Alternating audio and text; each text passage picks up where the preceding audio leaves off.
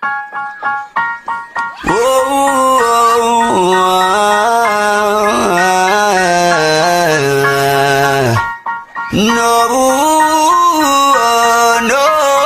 Kung hindi mo din ako sasagutin, pwede bang sa inyo'y wag mo na akong papuntahin? Kung sistema natin ay ganun pa din, at least alam ko na kung anong dapat kong gawin. Para hindi na ko babiyahe, sayang pamasahe, pati ang tsokolate sa'yo.